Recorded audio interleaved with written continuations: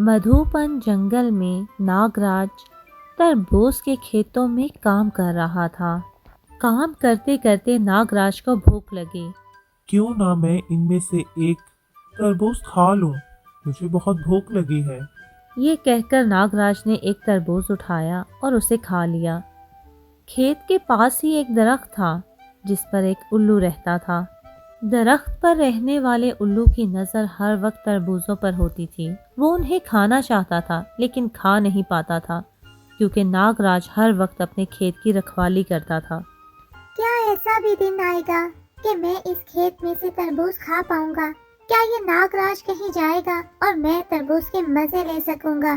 पर पता नहीं ऐसा दिन कब आएगा। तरबूज खाने के बाद तो नींद आ गई है कि क्यों ना मैं अब थोड़ी देर आराम कर लूं। ये कहते ही उसने इरादा किया कि इस पेड़ के नीचे सो जाता हूँ, और उस पेड़ के नीचे रखे हुए पलंग पर वो जाके सो गया।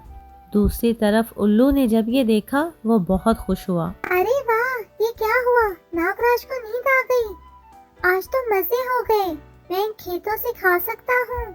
ये कहते ही उल्लू खेतों की तरफ चल दिया और वहाँ जाकर पड़े तरबूजों को देखने लगा। अरे ये वाला बहुत अच्छा है, ये तो देखने में भी मीठा है। दूसरी तरफ नागराज सो रहा था कि पेड़ से एक पत्ता गिरा और उसके मुंह पर जाकर गिर गया, जिसने नागराज की नींद में खलल डाला और नागराज उठ के बैठ गया। ये क्या? इस पत्ते ने तो मेरी नींद खराब कर दी। मेरा सांस रुकने ही वाला था। पर चलो, अच्छा हुआ मैं उठ गया। उठते ही उसे दोबारा से भूख लगी। अरे ये क्या? जब भी सोकर उठूं दोबारा भूख लग जाती है। चलो, इन खेतों में से ही तरबूज खा लेता हूँ। दूसरी तरफ उल्लू ने नागराज को जागते हुए देखा तो उसकी टांगें कांपने लगी। वो डर के मारे हड़बड़ा गया। अरे ये क्या? ये नागराज तो उठ गया है। इसने अगर मुझे अपने तरबूज के पास देखा तो मुझे खा जाएगा।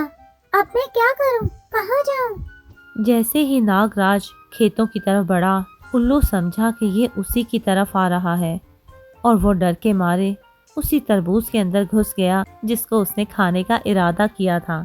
नाग चलते चलते खेतों के पास आया और इधर उधर तरबूज देखने के बाद एक तरबूज को चुना। अरे ये मजे का है। बहुत पका हुआ भी लग रहा है। मैं यही खाऊंगा। वो उसे खाने के लिए उठाने ही वाला था कि उसने अपना इरादा बदल दिया कि ये मैं अपनी नाग रानी के लिए ले जाऊंगा। मैं कोई और खा लेता हूँ। और उसने एक और तरबूज को खाया और ये तरबूज अपनी रानी के लिए रख दिया। लग रहा है कि कहीं जा रहा है, पर कहाँ जा रहा है? मुझे कहाँ ले जाएगा? चलो देखता हूँ। नागराज जैसे ही अपनी गार के पास पहुंचा, जाकर क्या देखता है, नागरानी तो सो रही है। उसने उसे उठाने की कोशिश की। नागरानी, नागरानी, देखो मैं तुम्हारे लिए क्या लाया हूँ। नागरानी उठी और उठते ही देखा कि नागराज तो उसके लिए तरबूज लाया है। वो तरबूज को खाने ही वाली थी कि तरबूज उसके हाथों से नीचे गिरा और दो हिस्सों में टूट गया। दो हिस्सों में टूटते ही क्या देखते हैं, इसमें से तो उल्लू निकला है। उल्लू डर के मारे वहां से भागने लगा कि नागराज ने उसे दबोच लिया और पकड़कर कहने लगा, तुम कहाँ से आए हो मेरे तरबूज के अंदर? तुम क्या कर रहे थे यहाँ? कोई बहाना, कोई झूठ नहीं चलेगा। सच सच बताओ, तुम क्या कर रहे थे? तुम मेरे खेतों में मेरे तरबूज खा रहे थे? क्या यही सच है? उल्लू डर गया और उसने सच सच सारी बात नागराज को बता दी कि वो उसके खेतों में तरबूज खाने गया था। नागराज ने उसकी बात सुनते ही कहा, अच्छा, तो तुम मेरे तरबूज खाने ही आए थे। तो मेरा गुमान सच हुआ। तुम मेरे तरबूज खा रहे थे। मुझे माफ कर दो, मुझसे गलती हो गई है। मुझे मत मारना।